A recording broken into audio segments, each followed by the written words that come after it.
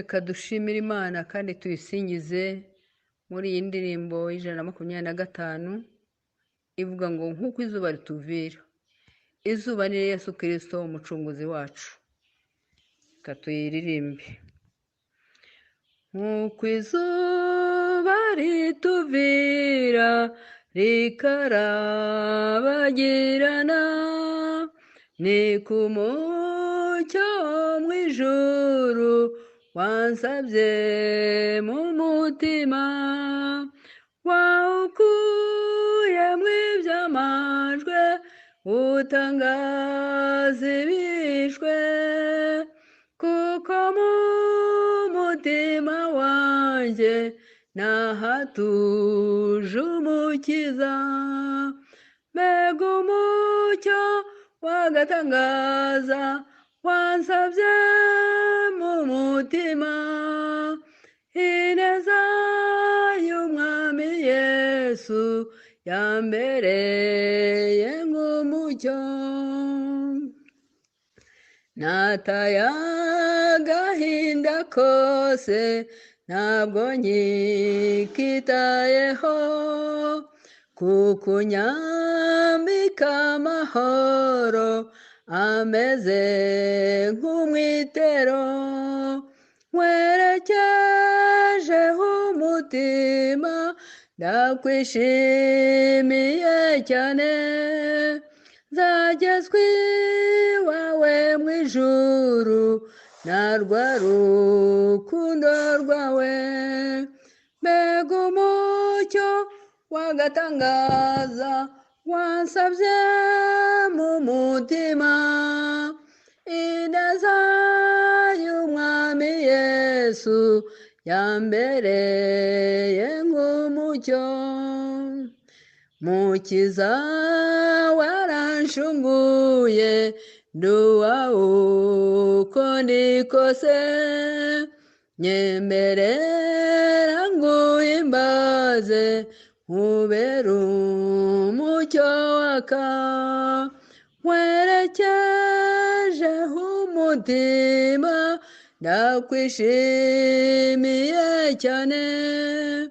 Nzagezwa iwawe mu ijuru na rwa rukundo rwawe. Mbega umucyo w'agatangaza wansabye mu mutima, ineza y'umwami Yesu yambereye nk'umucyo. Amen.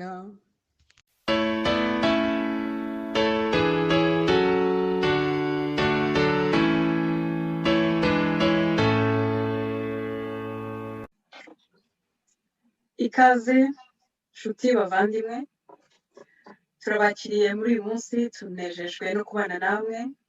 Njyewe ndi Anne Rwigara, tukaba twahuriye hano uyu munsi muri iyi gahunda yo kwibuka umubyeyi wacu Assinapol Paul Rwigara watuvuyemo bitunguranye tariki 4 z'ukwa kabiri 2015. Uyu munsi rero turizihiza ubuzima bwe nk'uko tubikora buri mwaka, ariko icyo twongeyeho uyu mwaka ni insanganyamatsiko yo kwitanga. Dufite gahunda nyinshi zijyanye n'iyo nsanganyamatsiko, ariko mbere y'uko nzijyamo nababwira muri make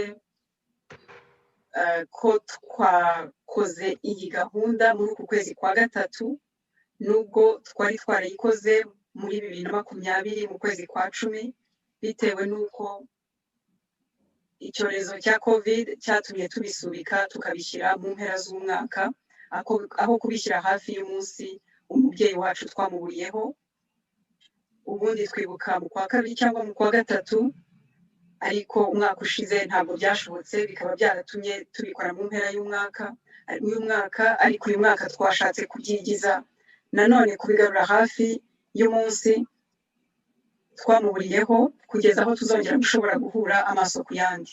Uyu munsi rero insanganyamatsiko yacu no kwitanga, dufite guhimbaza Imana, dufite sangira ubuhamya, indirimbo, imivugo, ndetse tukaza kugira n'igice cyo kuganira. Tukaganira ku insanganyamatsiko y'uyu munsi. Ntatinze ndagira ngo nakire Divan Mahame niwe tuza kuyoborana iyi gahunda. Divan, turakwakiriye. Urakoze cyane Anne. Mbona nanjye kubashimira nk'uko natangiye mbivuga kuba mwafashe umwanya wanyu wo kugira ngo tubashe kubana kuri uyu munsi. Ndibaza ko hano yabivuze ko hano inshuro ya gatandatu tugiye kwibuka umubyeyi wacu, inshuti ya benshi, umuvandimwe Rwigara Assinapol.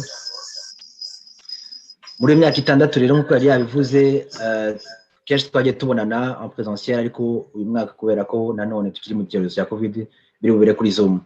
Gahunda yacu rero uyu munsi ni ndende, iri rich. Ndagira ngo mbanyuriremo gato uko bigende bikurikirana. Turi butangire dufata umunota umwe wo kugira ngo twibuke umubyeyi wacu, dufata umwanya wo kumwibuka. Nyuma y'ibyo haraba isengesho riyoborwa na Jean Claude Habimana. Nyuma yaho tuze kugira abantu babiri batwigisha ku ijambo ry'uyu munsi turi busangire. Nyuma yaho gahunda zirakomeza n'imivugo n'indirimbo n'ibindi bihangano bitandukanye biri kuri insanganyamatsiko y'umwaka ariyo yo kwitanga cyangwa se sacrifice. Ane sinzi niba wagira icyo uvuga mu cyongereza mbere yuko dufata uwo munota umwe wo kwibuka papa tugatangira gahunda zacu. Murakoze Ane. Urakoze Divan. Icyo nakongeraho mbere yuko mbasimurira mu cyongereza, abaza kutubwiriza uyu munsi ni ab'inginzi b'i Damasiko ya mbere. Ab'inginzi b'i Damasiko ya mbere nibo baza kudusangiza ijambo ry'Imana. Nyuma yaho Pastor Habimana aza kuba amaze guha imigisha gahunda. Icyo tuza kubasaba ni ukujya kuri mute, mugashyiraho video yanyu. Abifuza kugira icyo bavuga bakazamura ikiganza, turaza kubabona tubandikire. Ndabona hari abamaze gutangira kuzamura ikiganza, n'abandi bakeneye kugira icyo batugezaho mwakwandika muri chat, mukandika n'amazina yanyu. Murakoze rero. Mu magambo make, I will give you a brief introduction in English. Thank you to everyone who is here with us today. It's an honor, it's a pleasure to have you with us as we celebrate our father's life, Rwigara Assinapol. My name is Anne Rwigara. I am here with Divan, hosting this event. We are going to have a celebration of life of our father who passed away on February 4th, 2015, 6 years ago. And our theme today is sacrifice. We are going to focus the whole event around sacrifice. We are celebrating this year today on March 27th. And some people have been wondering why we just had a memorial in 2020, October 2020, and soon after another one in March 2021. The main reason behind it was the COVID pandemic, which made it impossible for us to meet in person as we usually do in different parts of the world.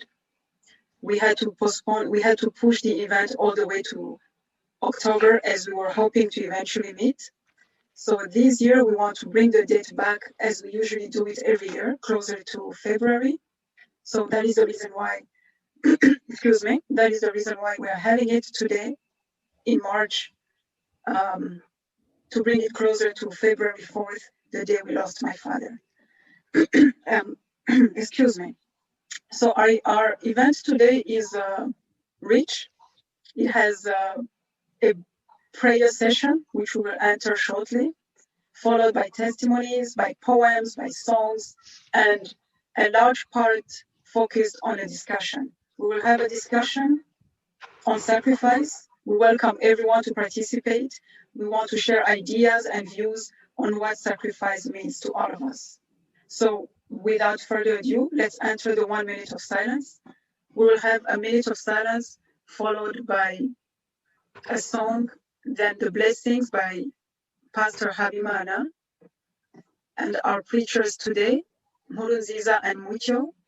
who are abinginzi b'i Damasiko ya mbere, will follow up with a preaching, with a service, with sharing with us a message on sacrifice.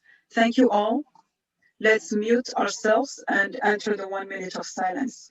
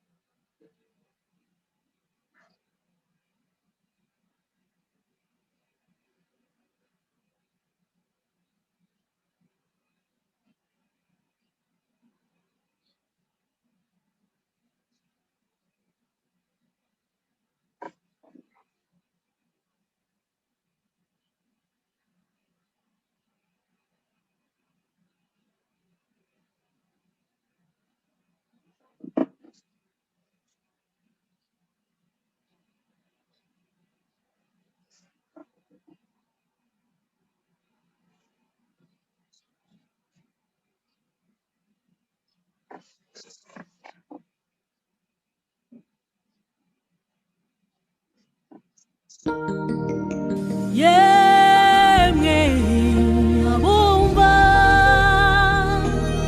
ijwi ry'ihumure, amaboko yanyu nakomere, yemwe nakomere, yitenebuka,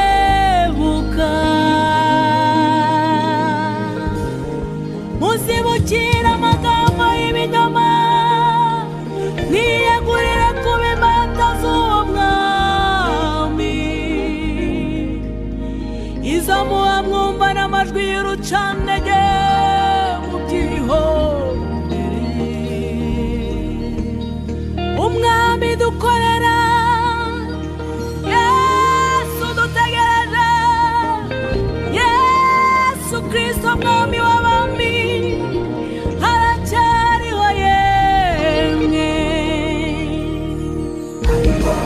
Uwitwa ndiho, uwiyitamina, uw'ibihe bidashira, ariho.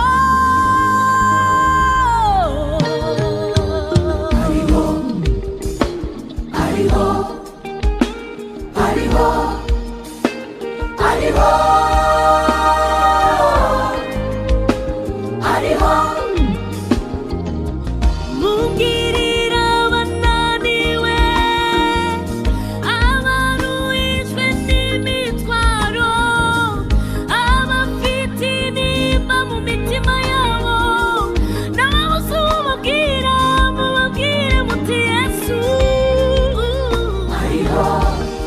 Uwabakura mu makuba barimo, herega ukuboko kwe ntikwahise ngo ananirwe gukora, kandi ugutwi kwe ntikwapfuye ngo ananirwe kumva. He's the King, He's the Lord, He's alive. He's alive, He's with me, and He's with you. He's alive, So don't worry, 'cause He's faithful. He's alive, He's alive, He's the Alpha, Omega, the first and the last. urarushe ubuzubwira, urabona bwije, ntabwo ureba imbere, wibwire Yesu, ni wewe nyine ukeneye, ni wewe nyine wahamagaye izo ndushyi nkawe, ni wewe nyine ufite urufunguzo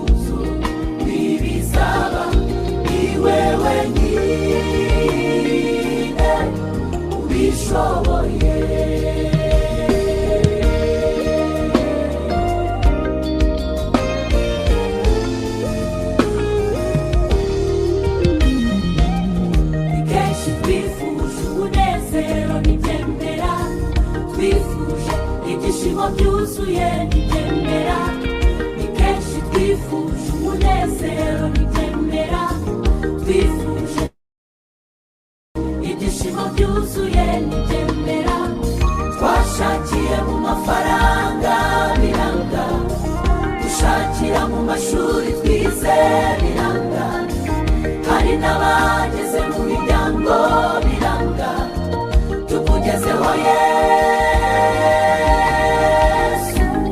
tubona biremeye n'ahandi wabona amahoro uretse muri Yesu twashakiye mu mafaranga biranga dushakira mu mashuri twize biranga hari n'abageze mu miryango biranga tukugezeho Yesu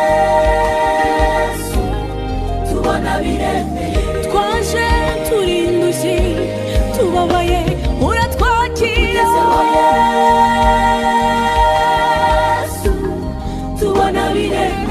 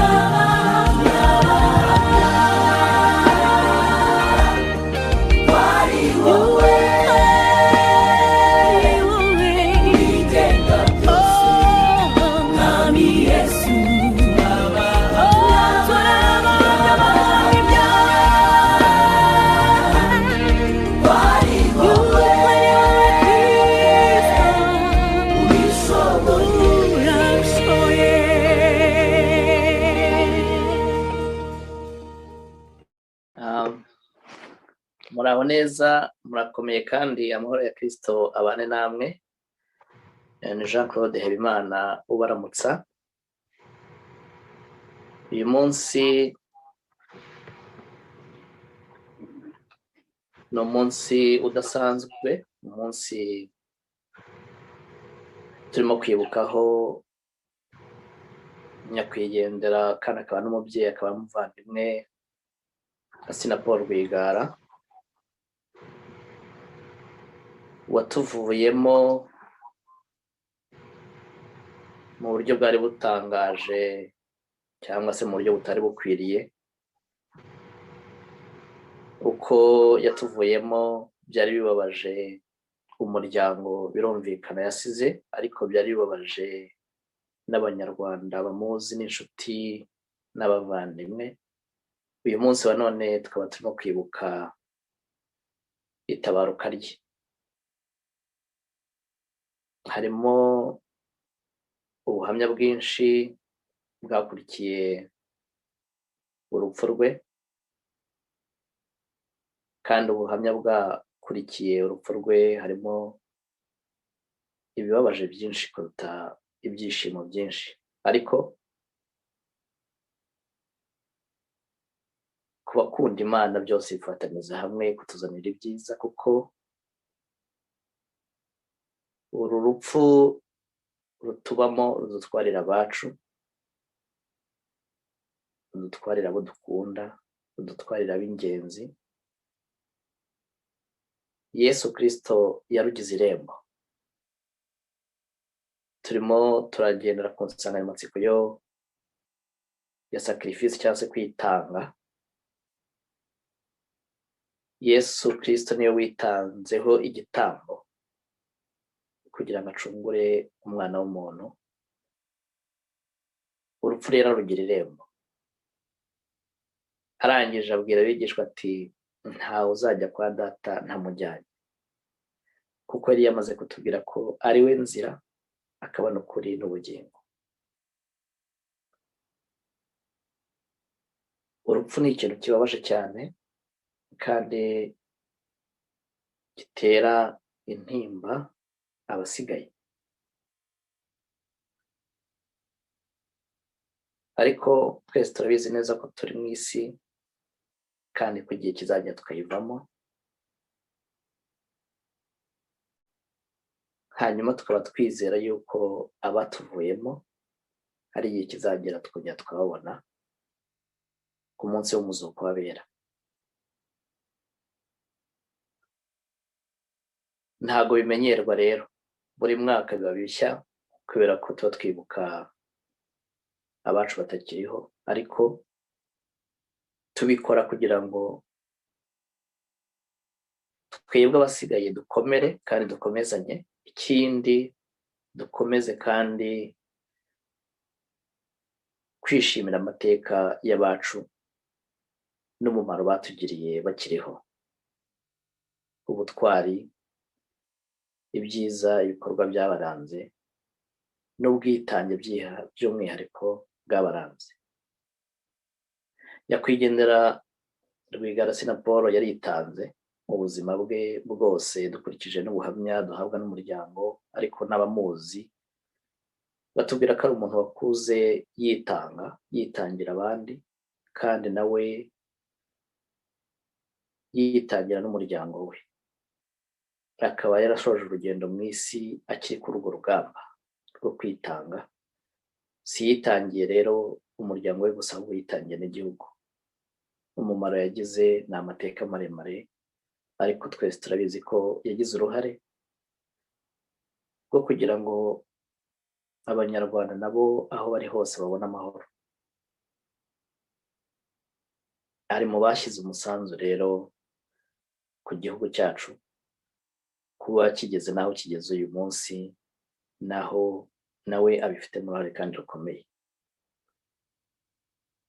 Yaritanze rero, yasize ibye, yitanga mu butunzi, yitanga ku mutima, yitanga no mu bikorwa bitandukanye, ariko igikuru twibuka gikomeye cyane ni umutima w'urukundo wamuranze, yagiriye umuryango akagirira n'abanyarwanda muri rusange. Binyibutsa amagambo Pawulo yandikiye Abaroma ibice 12 urwandiko yabandikiye, yarababwiye ati: nuko bene data ndabinginga kubw'imbabazi z'Imana ngo mutange imibiri yanyu ibi bitambo bizima byera bishimwa n'Imana, niko kuyikorera kwanyu gukwiriye. Kandi ntimwishushanye n'ab'iki gihe, ahubwo muhinduke rwose mugize imitima mishya, kugira ngo mumenye neza iby'Imana ishaka, nibyo byiza bishimwa kandi bitunganye. Imana idufashe cyane.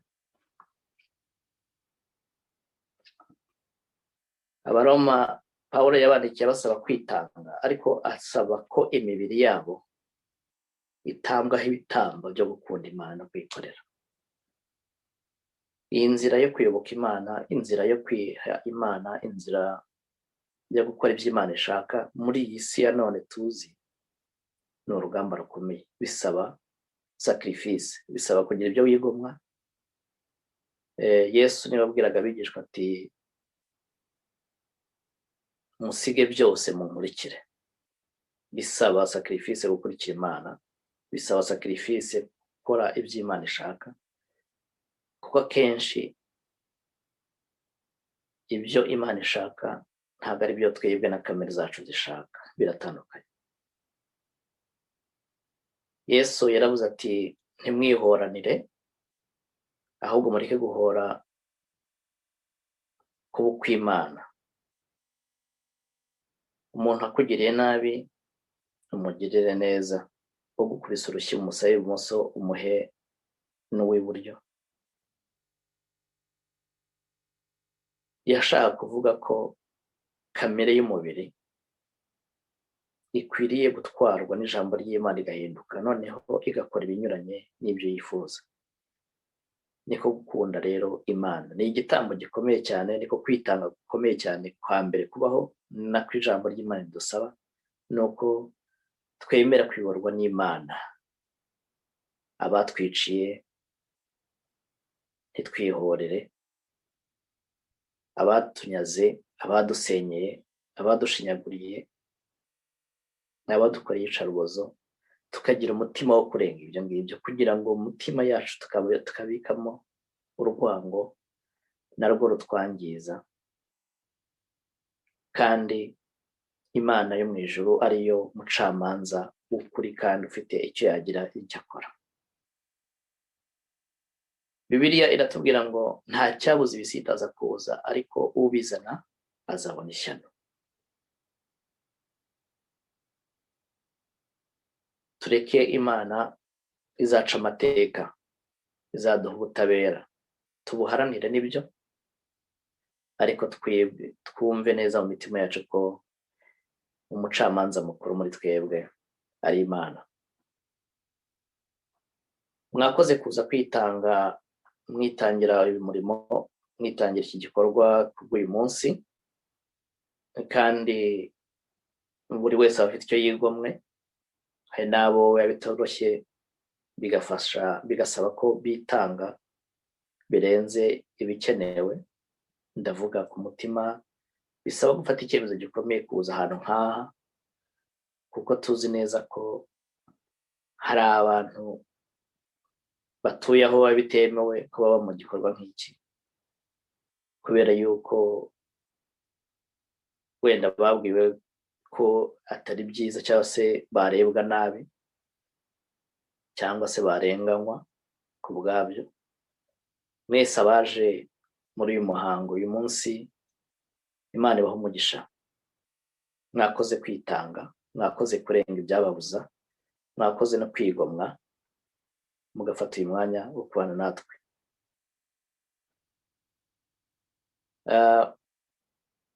Tuvuze ku kijyanye na sacrifice uyu munsi, ntabwo ndi bubwiriza, ariko ndanyuramo muri makeya mbashimira kandi nshimira Imana uyu muryango wa Rwigara, nshimira mama w'abana, mama Diane, nshimira Diane ubwe, nshimira Anne, nshimira na basaza babo, ko byasabye ubutwari n'umutima udasanzwe kugira ngo bahagarare mu bihe bitari byoroshye n'uyu munsi kandi bitoroshye byo kubura uw'ingenzi, ndetse by'umwihariko no guhagarara badatsinzwe n'uburiganya bwa Satani mu gihe bageragejwe, ubwo basenyerwaga, bakamburwa, bakanyagwa n'ubutunzi bwabo, bikajya no kugera ku mibiri yabo, bagashyirwa mu mazu y'imbohe. Uyu munsi bakaba bashima Imana, bakomeye, bafite ibyiringiro. Ubwo ni ubutwari, kandi byasabye kwitanga kugira ngo babe bahagaze nk'uko bahagaze uyu munsi. Turabibashimiye, kandi Imana igikomeza kubibahera umugisha, ndetse navuga ko ari n'urugero rwiza uko mwitwaye. Wenda ugiye ku babyeyi bari hano mwese, uburyo ki mama Diane yitwaye ku bana be, byasabye kwitanga, bisaba gutanga ikiguzi gikomeye cyo guhagarara ku bana, kuko turabizi neza ko byarashobokaga ko yari guhatirwa no kwihakana abana, kuko hari n'abantu bihakana abavandimwe n'abana babo n'ababyeyi babo, ariko yarahagaze, ahagarara ku muryango, ahagarara ku bana, kandi abyitwaramo neza, aremera, aribabarizwa, ahanga amaso ye ku musaraba, Kristo aramutabara. N'uyu munsi aracyamuhagazeho, kuko ijambo ry'Imana tubwira ngo Uwiteka ni we se w'imfubyi, kandi akaba n'umugabo w'abapfakazi. Shima Imana rero ko akomeje guhagarara kuri uyu muryango, kandi uyu Kristo twizeye, abaririmbyi nabo bamaze kuturirimbira avuga ngo ni abahamya bwo kuvuga ko ari Kristo ubishoboye, kandi ko ariho. Uyu Yesu tuvuga ariho kandi arakora. Abahamya rero bo kubihamya twaba benshi, ariko ubu turabafite, noneho turi kumwe. Uyu muryango watubera icyitegererezo mu guhamya yuko mu ijuru hari Imana. Haleluya. Hanyuma mu izina ryanjye bwite no mu izina rya Pasiteri Ndwaniye Simeon ataragera hano kuko yagize impamvu z'ivugabutumwa zituma adatangirana natwe, ariko ari buze kuza dusanga muri uyu mwanya. Nagira ngo tubashimire kandi dusabe abanyarwanda bose aho bariho bose mutwumva, inshuti zacu, abumva ururimi rw'ikinyarwanda, tugire umutima wo kwitanga, umutima w'ubutwari, umutima wo kurenga ibyo isi yifuza, ahubwo tugende dutere intambwe mu gukomeza kugira ikirenge mu cya Kristo, tuva mu byo kamere irarikira, ahubwo tujya mu byo Imana ishaka, tuyoborwe n'ijambo ry'Imana. Kwitanga bibonekera mu bikorwa bya buri munsi, kubabarana n'ababara, kwishimana n'abishima, kandi no guhumuriza abababaye uko bishoboye. Turi mu gihe cy'isi idutoza kwangana, idutoza kwicana, idutoza amacakubiri, idutoza ubugome n'ububi bwose, ariko ni igihe cyo kwitanga, tugahaguruka, tukarwanira ukuri, tukarwanira urukundo, tukarwanya ikinyoma, tugafatana urunana kugira ngo tubashe kuzuza inshingano y'ijambo ry'Imana ridusaba. Hanyuma no kuva kuri iyi si tuzahava gitwari, tuzahava nk'intwari, kandi tuzarangiza urugendo rwacu amahoro, kuko twagize uruhare ndetse twarwanye n'ishyaka ryo kurwanya ikibi, twimika icyiza. Murakoze, amahoro y'Imana abane natwe. Reka nsengere rero gahunda y'umwigisha uyu munsi, abagiye kutugezaho ijambo ry'Imana.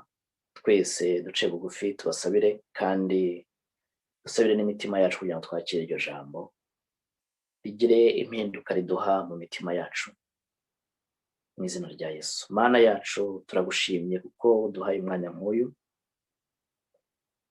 Dushimiye yuko wowe witanze kandi ukaba ari umutambyi mukuru, watanze igitambo gihoraho cy'ubugingo bw'iteka, utumenera amaraso ku musaraba. Bakwemeye bose bakizera izina ryawe, wahaye ubushobozi bwo kwitwa abana bawe.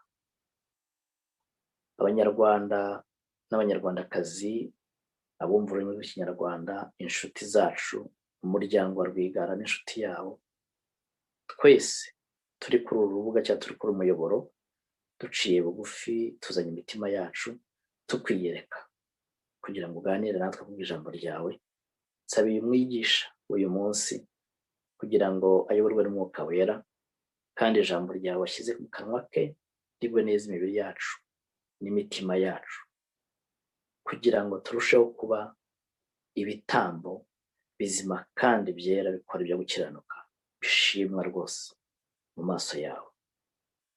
Ushoboze buri muntu wese ukundwa nawe, kandi n'aho isi yatwanga, udushoboze kugira ngo tubashe gutumbira mu ijuru, tuvuge ko wowe wenyine ni wowe mugenga wa byose, kandi niwe uzaduhemba, uduhembera imirimo twakoze mu isi yo gukiranuka. Urakoze rero ko ugeze neza, kandi ko uduhaye umugisha kuri uyu mwanya. Ni mu izina rya Yesu Kristo umwami wacu tubyambaje kandi dushima, amen. Oh, yeah. Yeah, yeah, yeah. Oh, yeah. If you give a little more than you take, and if you try to fix more than you break, if you're the kind who takes the time to help a stranger in the rain, there's a place for people like you. If you stand up for those down on their knees, and lend a voice to those who cannot speak, if you shine a little light, give sight to the ones who've lost their way, there's a place for people like you. I've heard up there the streets are made of gold, and when you get there, there's a hand to hold. I believe when your days down here are through, there's a place up there for people like you. If you walk around with your heart on your sleeve, and if you're trying to be the change you wanna see, if you lay down your life for love so someone could be saved, there's a place for people like you.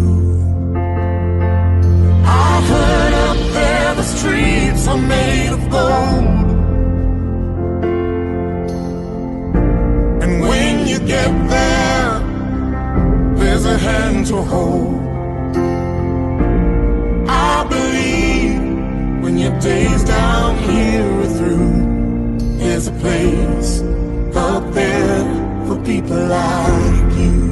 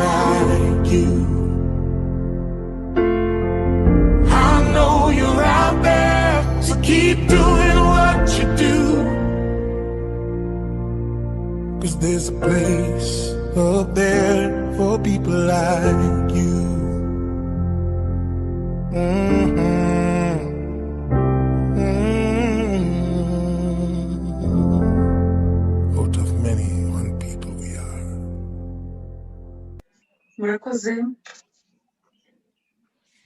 Twakomeje kureba aho Nkuru Nziza yaba ari kugira ngo tumwakire. Nifuzaga ko yava kuri mute. Nkuru Nziza twagerageje kukureba kuri list ariko ntabwo turimo kukubona. Ubwo ngiye kuba mpaye ijambo Alain kugira ngo tugezeho ijambo ry'Imana. Alain Mucyo ni umwe mu b'ingenzi b'i Damasiko ya mbere.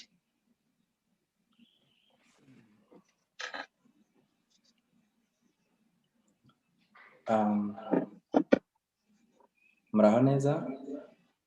Muraho neza Alain. Ndabasuje mwese hano, murakoze kumpa ijambo, n'abandi mwese ndabasuhuje.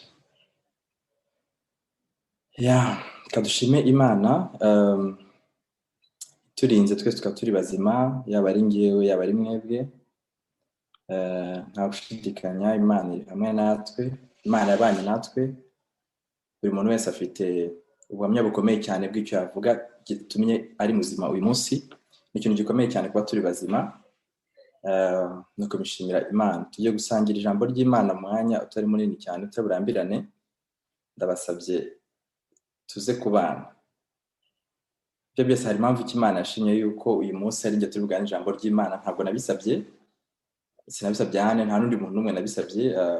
Nagiye kubona Imana niyishimye yuko tuzagana ijambo ryayo. Nakushize mu kwibuka ndumva ari pastor ntabona twigishije. Ubwo Imana yabishimye rero nuko Imana izi neza yuko hari ikintu tugomba kuganira gifite akamaro, sibyo?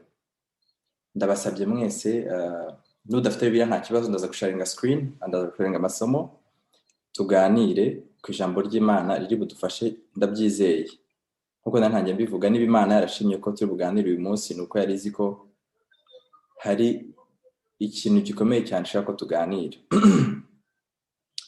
Mbere yuko tuganira ijambo ry'Imana, mureke tubanze duce bugufi, twongere dusenge.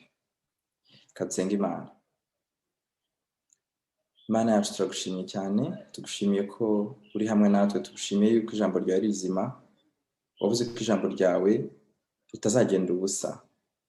N'ubwo ngubu tugiye kuganira ku ijambo ryawe, turakwinginze kugira ngo ubwo muri gahunda yo kwibuka washimye yuko hagomba kuba n'umwanya wo kuvuga ijambo ryawe, udufashe kugira ngo tugire umumaro, uvuga n'imitima yacu. Ahari byashoboka yuko ari amahirwe uduhaye kugira ngo turakwiyegurira abashe kwiyegurira, cyangwa rero arakwiyeguriye akaba yari yarabivuyemo yongera bigarukemo, cyangwa hari n'uwari confused ibyawe yumva atabyumva neza ubashe kubimusobanurira. Ntabwo tubizi ariko wowe urabizi. Turakuraritse ngo ubane natwe akanya gato tugiye kumara, katubera ko umugisha. Tubisabye mu izina rya Yesu, amen. Amen.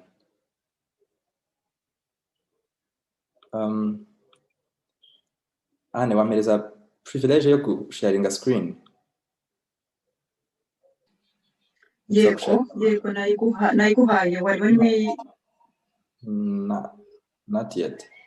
It's disabled. Okay. Wakongera ukagerageza? Okay. Still.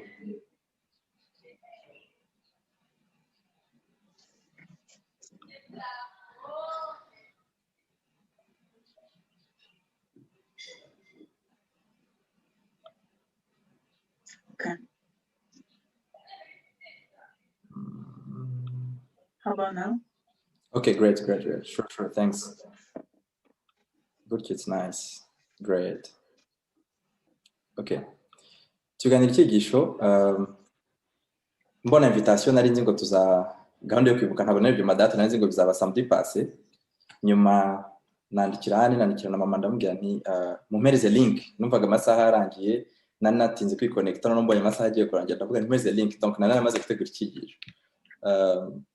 Ni Imana giteguye kuko murumva nagiteguye nyuma ntanamenya na teme. Ndabona invitation ntabwo niteye ku madate, nahise ntegura icyigisho, samedi abantu niganye n'abasenganye nabo.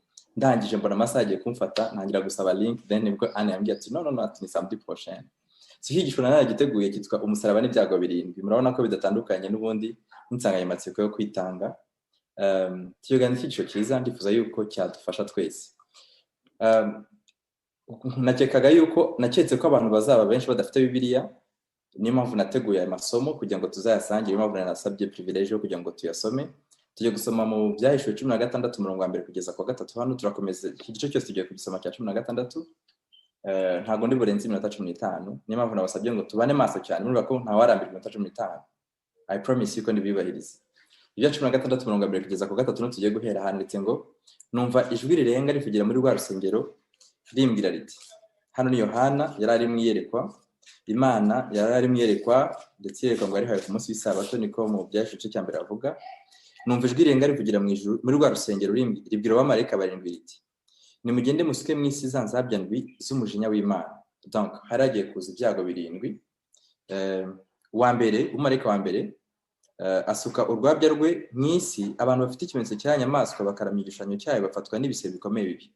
Ndifuza yuko impamvu kinasabye gusharinga screen, muze kureba ahantu nagiye highlightinga n'umuhondo. Ndabasabye, ntago ndi umutheologien, ntago ndi umupasteri, ariko nkunda ijambo ry'Imana kuko riri nkuko maze no kubisenga rya abantu bari confused ibintu bya Bibiliya ntago ari ukuri, ariko njyewe sometimes arige niga bira nkavuga nti wow, this is amazing. Niyo mpamvu nabasabye ngo sharinge, mureba ahantu highlightinze. Ndabinginze ko ndaza kubaza ikibazo kimwe, kandi ndabizi ko kirufungura amaso yanyu mwese. Ndabibaha isezerano. Somo n'umarayika wa mbere asutse urwabya bwa mbere mu isi, abantu ngo bafashwe n'ibisebe bikomeye kandi bibi. Abantu baje bugerweho n'ibi byose ngo ni abantu bari ikimenyetso cy'inyamaswa. Ntabwo ngiye gusobanura iby'ikimenyetso cy'inyamaswa cyangwa umubare w'izina ryayo. Ndajya gusa turebe ibintu bizagera ku bantu, ibyago 7 bisukwa mu isi.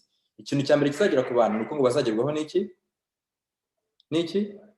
n'ibisebe kandi bibi. Uwa kabiri asuka urwabya rwe mu nyanja, ihinduka amaraso nk'ay'intumbi, ikintu cyose cyo mu nyanja gifite ubugingo kirapfa. Donc umumarayika wa kabiri nasuka urwabya rwe mu isi, abantu bazahinduka amazi azahinduka amaraso. Okay, dukomeze. Uwa gatatu, uwa kabiri n'uwa gatatu bahuriye ku bintu bimwe. Uwa gatatu asuzugura ibiryo mu nzuzi n'imigezi n'amasoko nabyo bihinduka amaraso. Murumva ari umumarayika wa kabiri n'uwa gatatu, ibintu bazakora bizatuma abantu bose bagerwaho n'amaraso, sibyo? Murabibona? Donc icya mbere murakibuka niki? Ibisebe. Icya mbere niki? Icya mbere nuko abantu bazagerwaho n'ibisebe bibi bikomeye. Icya kabiri nuko amazi azahinduka amaraso, imigezi ahinduka amaraso. N'icya gatatu. Bref, tujye ku wa kane. Okay, marayika wa kane umurongo wa 8. Nuko marayika wa kane asuka urwabyo rwe mu zuba rihabwa kokesha abantu umuriro. Abantu botswa n'icyokere cyinshi, batuka izina ry'Imana, batuka izina ry'Imana ishobora byose kubateza ibyo byago ntibihana ngo bayihimbaze. Nibajya hano kwasurinya. Murumva abantu bagezweho n'izuba ryinshi. Ibi ntago biraba, biri hafi cyane kuba. Dukurikije abantu biga neza Bibiliya, abantu basenga, turabizi neza ko turi hafi yuko ibihe bizaba.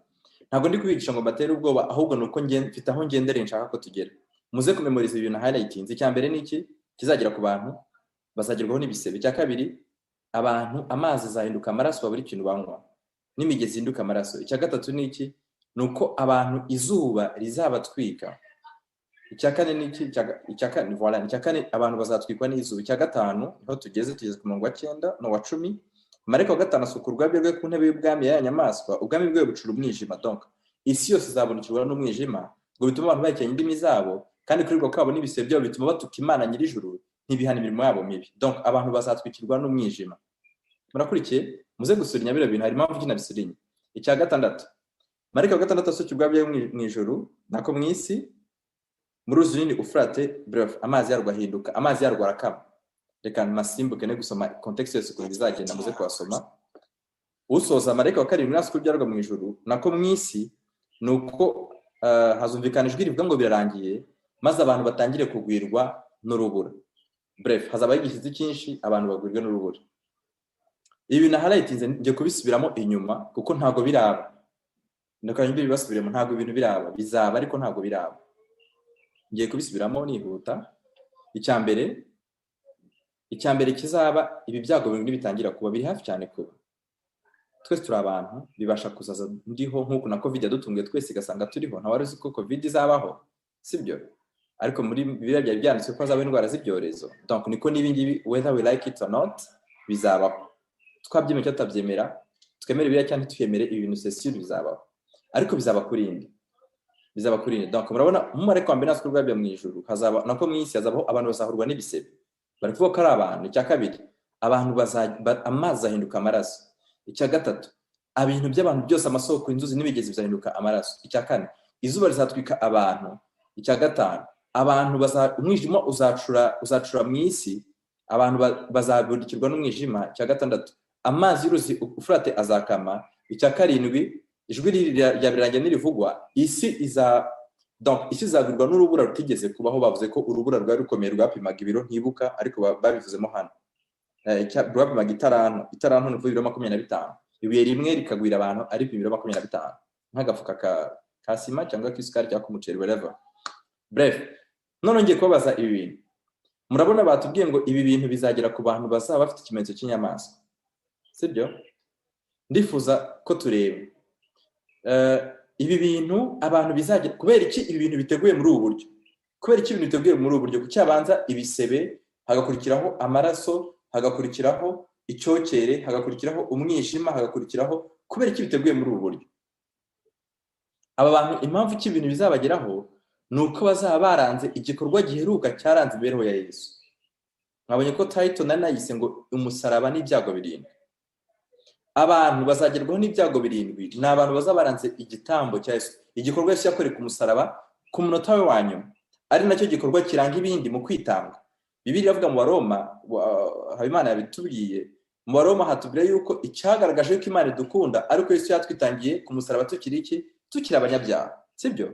Rero nicyo kigaragaza urukundo rukomeye Imana yadukunze, niko Baroma havuga. Ndifuza kubereka ndifuza gusubira inyuma gatoya turebe ibyaranze igikorwa cya Yesu, ibyaranze igikorwa giheruka cya Yesu hano ku isi. Yesu bamufata jedi, muhuguke tujyane ndabasabye. Yesu bamufata jedi, turi hamwe? Are we together? Yesu bamufata jedi, batangiye nubwo bamukubise imicumari, Bibiliya tubwira ngo ya icyo bamukorera ni ukumukubita umubiri wose uhinduka ibisebe. Murebe ikintu cya mbere kizagera ku bantu. Yesu bamufata jedi, ko Yesu bamufashe jedi ntabwo bamufashe vendredi. Yesu bamufashe jedi mu ijoro rya jedi ubwo yasengaga asabira abigishwa ngo babumwe. Baramukubise umubiri wose uhinduka ibisebe. Ijoro ryose Yesu yakubitwa umubiri wose uhinduka ibisebe bikomeye. Bibiliya tubwira muri Yesaya 53 ngo intimba ze umubiri wahindutse intimba, donc imibyimba ye niyadukirisha. Nukuvuga ngo baramukubise umubiri wose uhinduka ibisebe.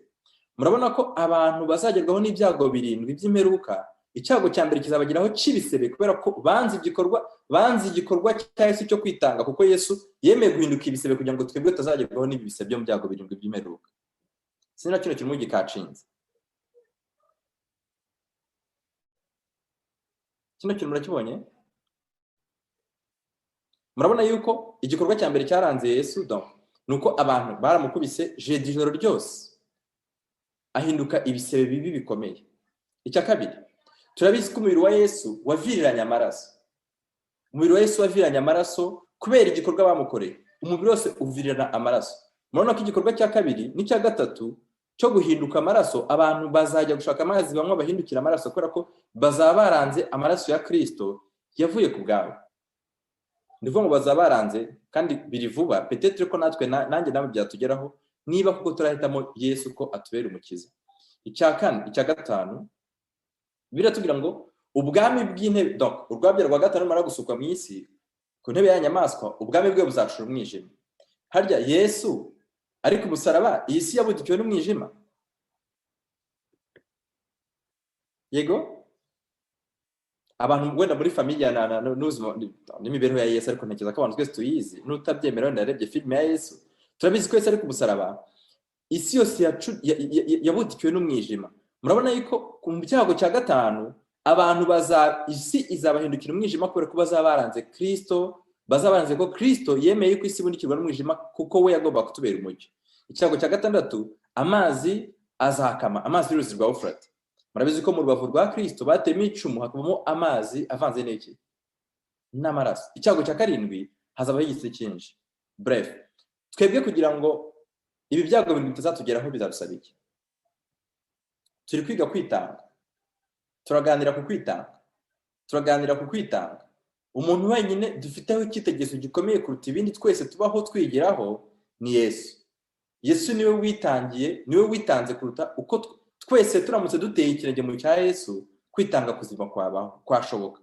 Yesu yaravuze muri Yohana 14:6 ngo aramubwira ati ngenzire kuri n'ubugingo ntawe ujya kwa data ntamujyanye. Yohana 14:17 ubereshe kuri ijambo ryawe niryo kuri.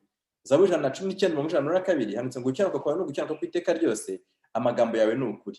Murabona yuko ukuri ushaka kuvuga yuko ari gutatu. Yesu ni ukuri, ijambo rye ni ukuri, amategeko ye ni ukuri. Mu yandi magambo, kugira ngo ibi byago bintu bitazatugeraho biradusaba kuba twarizeye Yesu, kuba twumvira ijambo rye, kuba twumvira amategeko ye. Ntabwo navuga ngo nkunda Yesu ariko nkaba ntagira umwanya wo kwiga ijambo rye, nkaba ntumvira amategeko y'amategeko mbishyira kure, ngo nzavuge ngo uwo Yesu nizeye ni Yesu w'ukuri. Naba mfite ikibazo gikomeye. Ntabwo navuga ngo nimvira amategeko y'Imana ariko sinkunda Yesu, singira umwanya wo kwiga ijambo rye, ntabwo bishoboka. Donc kugira ngo tuzarinde ibyago birindwi biradusaba kuba dukunda Yesu, tugira umwanya wo kwiga ijambo rye, tunumvira amategeko ye, kuko kuri complete, kuri absolu ni ukuri kubumbiye hamwe muri ibintu bitatu: Yesu, ijambo rye n'amategeko. Iyi niyo definition y'ukuri. Bref, muri Zaburi 191 umurongo wa 9 kugeza kwa 10 ni Zaburi nziza cyane. Ntekereza ko Zaburi abantu mwese muri hano dukunda.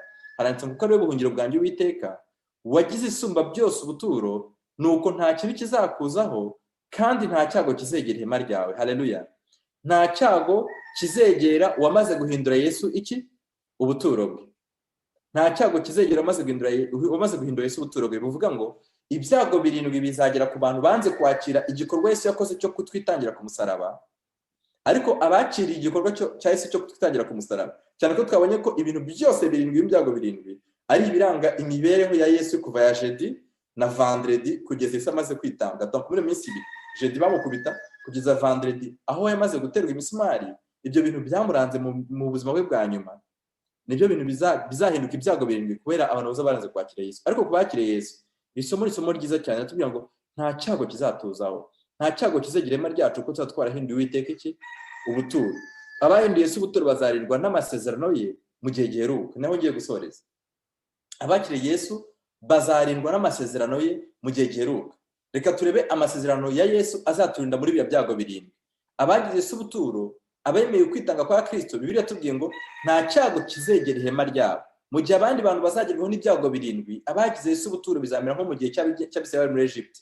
Mu gihe Abisirayeli bari muri Egypte, Bibiliya tubwiye ko ibyago byarazaga ariko ku Bisirayeli ntibyahageraga. Amazi yahindukaga amaraso ku Banyegiputa, Abisirayeli bakavoma amazi asanzwe. Ibikeri byarazaga, Abisirayeli bakaba basinziriye. Inzige zikaza, Abisirayeli bakaba basinziriye. Abana b'abandi bose bagapfa, abana b'Abisirayeli bakaba ari bazima. Ntabwo ari ukuvuga ngo abantu bazaba baragiye mu ijuru, no, aba Yesu bazaba bakiri mu isi, ariko nta cyago kizigera cyegera ihema ryabo ko bahinduye Yesu ubuturo. Ibyago birindwi kubera ko Yesu yabinyuzemo mbere yacu, abamaze guhitamo Yesu ntabwo ibyago birindwi bizatugera kubera iki?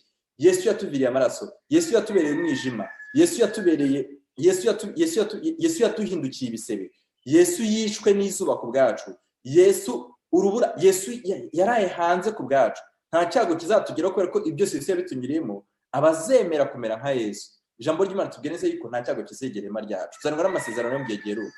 Amaraso, mu gihe abandi bizahinduka amaraso, mu gihe abandi isi izabahindukira amaraso, Yesaya 33:16 atubwira ngo iki? Atubwira ngo uwo ni uzatura ahirengeye, yikingira igihome cyo ku rutare, azahabwa ibyo kurya bimutunga n'amazi yo kunywa ntazayabura.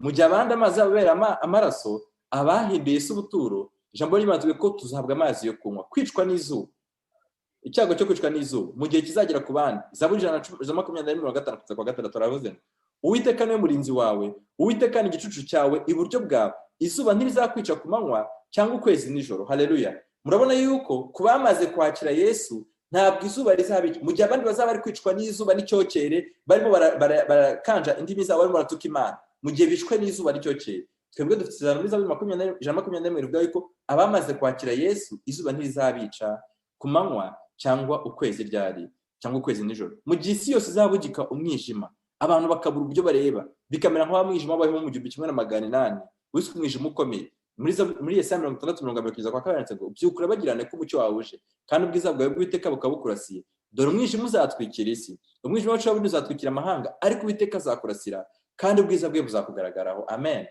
Murabona amasezerano y'Imana yuko iteka ari ku bantu baza barahinduye Yesu ubuturo. Bantu b'Imana, Yesu yaratwitangiye kugira ngo yatunyure mu bintu byose, kugira ngo nitumuhitamo he kuzagira na kimwe kitugeraho. Ibintu bizagera ku bantu birababaje. Mwibaze namwe ukuntu abantu bazajya kunywa amazi gahinduka amaraso. Nta muntu n'umwe nifuriza wazanyura muri bino bintu. Ariko nubwo nagiye wish udahisemo Yesu, twabonye guhitamo Yesu. Guhitamo Yesu bisobanuye iki? Guhitamo Yesu, guhitamo ijambo rye, guhitamo amategeko ye. Biri practical. Ntabwo ndi kubabwira ibintu biri vague. Niba ushaka guhitamo Yesu, voilà, ubasha gusenga Yesu ntabwo tumubona, ariko Bibiliya urayifite, kuko Bibiliya ni ukuri bihwanye na Yesu. Ubasha kwiga amategeko ya Yesu aranditse kuva ku rya mbere kugera ku rya 10. N'amategeko ari crystal clear, mu Kinyarwanda arumvikana, kuva ku rya mbere ukagira Imana amaso yawe, irya kabiri kumanuka kugeza ku rya 10 rya ntukifuza. N'amategeko yumvikana. Niba ushaka guhitamo Yesu, hitamo ijambo rye, umvira amategeko ye, urebe ko utazarirwa ibi byago birindwi by'imperuka. Aya rero si amasezerano nzagendana n'abantu bamaze guhitamo Yesu. Ngara ku musozo, biradusaba ngiye gusoza kino somo ryonyine, byo nari nangiye kuryandika, numvaga ngize inspiration maze kumvira indirimbo ye ya korali, nangiye kuryandika, ariko kuko umwigisha wundi yabuze, mbamamagara yuko ngomba kwigishanura, mbamaraga kwigisha ndi umwigisha wa kabiri. Reka turisomere hamwe, niba mudafite Bibiliya ndarisoma, ariko afite Bibiliya ntacyo bitwaye mwarisoma. Biboneka ba Filipi igice cya 2, turasoma dore ku murongo wa 4, naho ngiye gusoreza. Murabona ko bidusaba kumera nka Yesu. Yesu niwe cyitegererezo muri byose. Nushaka icyitegererezo cy'abitanga ni Yesu. Tujye kuvuga ku kwitanga. Icyitegererezo cy'abitanga ni Yesu. Kwitanga kose kutagendeye ku kwitanga kwa Yesu ntabwo ari kwitanga kuzima. Urukundo rwose rudafite nk'uko rwari rumeze kuri Yesu ntabwo ari urukundo ruzima. Gusenga kose kudasenga nk'uko Yesu yasengaga ntabwo gusenga kuzima. Ibintu byose bitameze nk'uko Yesu yari ameze. Yesu ikirenze kuba yaje kuducungura, yanaje kutubera icyitegererezo kugira ngo tubeho nkawe, kugira ngo tubashe gukira. Ibyo ni biri bivuga, ntabwo ari njye bivuga. Abafilipi igice cya 2 turasoma dore ku murongo wa 4 tugeze ku murongo wa 10, naho ngiye gusoreza haranditsemo. Abafilipi 2:3, Abafilipi 2:4 kugeza ku murongo wa 11 sorry haranditse ngo umuntu wese muri mwe areke kwizirikana ubwe gusa ahubwo azirikane n'abandi. Iki ni igikorwa cyo kwitanga. Ndongeye gusubiramo Abafilipi 2:4 umuntu wese muri mwe areke kwizirikana ubwe gusa ahubwo azirikane n'abandi. Iki ni igikorwa cyo kwitanga cyane rwose, ariko bagiye kuduha reference, bagiye kutubwira ngo ni gute twazirikana abandi, ni gute twakwitangira abandi. Bibiliya igiye kubivuga ku murongo wa 5 atubwiye ngo mugire wa mutima wari muri Kristo Yesu. Amen. Mugire wa mutima wari muri nde? Wari muri Kristo Yesu. Icyitegererezo cya buri muntu wese ni ukumera nka Yesu. Ntabwo nagize amahirwe yo kubana Papa Diane, ngewe nabonanye nawe ndumva ari nka 2 imbona nkubone face to face tuganira. Ikindi gihe nuko yazaga turi mu cyumba turi gusenga nkabona kunjisha bugufi bikanantera n'ubwoba, nkavuga ko umuntu w'umukire, umuntu nk'uyu nguyu bwa mbere namubona nabanje kubyemera ko ari we. Abantu barabwiye ngo nguriya nawe arapfukamye inyuma, hari abo twasenganaga mu cyumba barabizi, yajyaga aza mu cyumba akagenda agapfukama hano inyuma mu nkingi. None nkibaza ntako nabanje guhakanya abantu twasenganaga babimbwiye bati dore uriya ni Papa Diane, sinabyemera. Tuvuga no Papa Diane yagenda agapfukama se, urumva nawe wowe fatira ikitegerezo ninde? Ni Yesu, ni Yesu. Nawe shaka kumera nka Yesu. Natwe Bibiliya tubwiye ngo namushaka kutizirikana kugira ngo mwitangira abandi, murasaba kumugira umutima nk'wari muri inde, nk'wari muri Kristo Yesu. Yesu yakoze iki? 6 uwo nubwo yabanje kugira kamero k'Imana, ntatekereje ko guhana n'Imana ari ikintu cyo kugundirwa, ahubwo yisiga ubusa, ajyana kamero k'umugaragu w'imbata, ajya ishusho y'umuntu, kandi amaze kuboneka afite ishusho y'umuntu yicisha bugufi, araganduka ntiyanga no gupfa ndetse urupfu rwo ku musaraba. Nicyo cyatumye Imana imushyira hejuru cyane, ikamuha izina risumba ayandi mazina yose, kugira ngo amavi yose apfukame mu izina rya Yesu, ari ibyo mu ijuru cyangwa ibyo mu isi cyangwa ibyo munsi y'isi, kandi imi zose ziyamye ko Yesu Kristo ari Uwiteka, ngo Imana Data wa twese ihimbazwe. Amen. Murabona yuko kugira umutima nk'ari muri Kristo Yesu ni umutima wo kwitanga. Yesu yabonye ko guhana n'Imana atari ibyo kugundira, yabonye yuko kugumana iyo position atari ikintu gikomeye, atari ikintu yakwishimiye, ahubwo aravuga ngo reka nze nicishe bugufi, reka nze mere nk'umugaragu w'imbata, reka nze nemere gupfira aba bantu. Murabona yuko kuba aradupfiriye aradusaba kugira ngo tumuhitemo ejo bundi tutazagirwa n'ibyago 7. Kubera iki? Ibyago 7 nibyo yanyuzemo mu cyumweru cya nyuma, nako mu minsi 2 ya nyuma aranze ubuzima bwe buheruka, kubera ko nibwo yakubise umubiri we usubira kubisebe, nibwo yatuviriye amaraso, nibwo isi yuzuye umwijima, nibwo biriya bintu byose byabaye kugeza ku munota wa nyuma. Imana idufashe kugira ngo twakire igitambo cya Yesu. Ndagusabira muntu ukurikiye iyi gahunda kugira ngo uhitemo kwakira igitambo cya Yesu. Yesu yaragupfiriye ku musaraba, Yesu yaramfiriye, Yesu yaje kugira ngo aducungure kandi tubere icyitegererezo cy'uburyo tugomba kubaho muri ubu buzima hano ku isi. Niba ushaka kubaho neza, fatira icyitegererezo kuri Yesu. Vuga ngo abari Yesu yabigenza gute? Abari Yesu ni gute yatreatinga mugenzi we? Abari Yesu ni gute yatreatinga abamwanga? Abari Yesu ni gute yatreatinga abamukunda? Abari Yesu yakwitwara ate muri situation nk'iyi?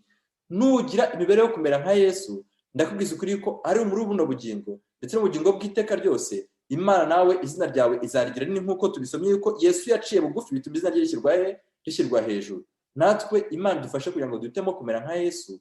Nibyo mbasabira, nanjye nisabira kugira ngo tuzarindwe ibyago 7 by'imperuka bigiye kuzaza. Nibyo basarangisa mu izina rya Yesu. Amen. Kadusenga Imana.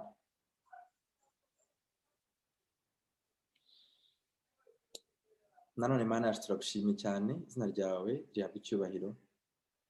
Turagushimiye ko tugana ijambo ryawe, tugushimiye yuko udukunda. Ntabwo twari tuzi yuko ubuzima bwawe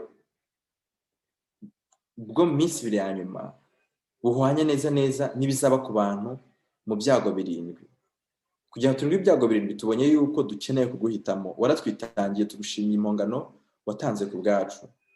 Imana turakwinjiza kugira ngo twe kuzagerwaho n'ibyago 7 kandi warabinyuzemo ku bwacu. Icyo dusaba ni kimwe, ni ukugira umutima nk'wari muri wowe. Turakwinjiza kugira ngo uduhe umutima Mana, n'Imana ituruka kuri wowe. Tugushimiye yuko ubitwigishije, Mwuka Wera avomera ijambo twize, ryo kuba ijambo rirangiriye aho ngaho kugira gusa ngo gahunda zikomeze, ahubwo dukwiye kongera kuritekerezaho. Mwuka Wera ari twibutse, urishinga imitima yacu kugira ngo ribashe gutuma twera imbuto zikwiriye abihannye. Tusabye Imana Data mu izina rya Yesu. Amen. Amen. Amen. Amen. Amen. Amen. Uwiteka ahabwe icyubahiro. Urakoze cyane ara. Nkuru nziza yabonetse, tugiye kumuha iminota mike atugezeho ijambo ry'Imana yari yaduteguriye. yemwe abumva ijwi ry'ihumure, amaboko yanyu nakomere, yemwe nakomere, yitenebuka, muzibukira amagambo y'ibinyoma, mwiyegurire kuba imbata z'uwo mwami, izo muba mwumva n'amajwi y'urucantege mubyihorere. Umwami dukorera, Yesu dutegereje, Yesu Kristo mwami w'abami, aracyariho yemwe. Uwitwa ndiho, uwiyitamina, uw'ibihe bidashira, ariho.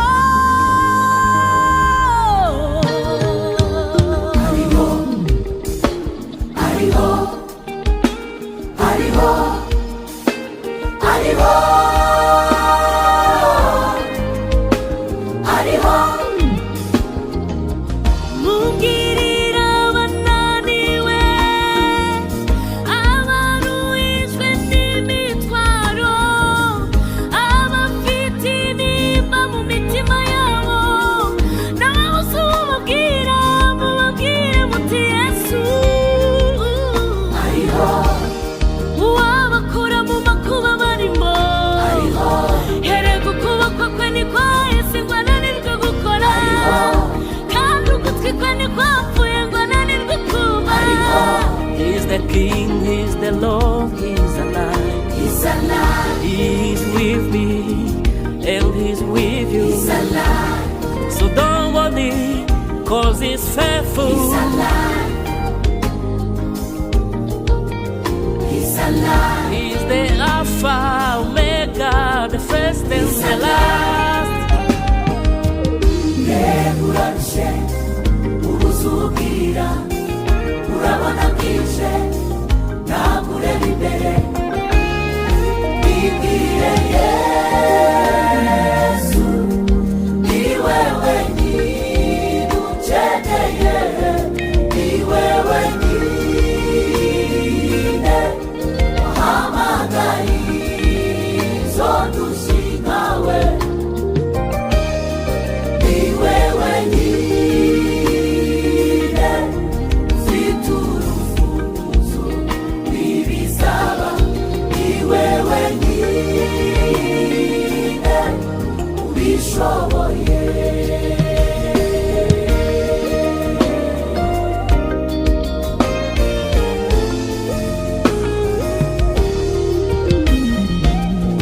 Kenshi twifuje umunezero n'ibyemera, twifuje ibyishimo byuzuye n'ibyemera, ni kenshi twifuje umunezero n'ibyemera, twifuje ibyishimo byuzuye n'ibyemera, twashakiye mu mafaranga biranga, dushakira mu mashuri twize biranga, hari n'abageze mu miryango biranga, tukugezeho Yesu,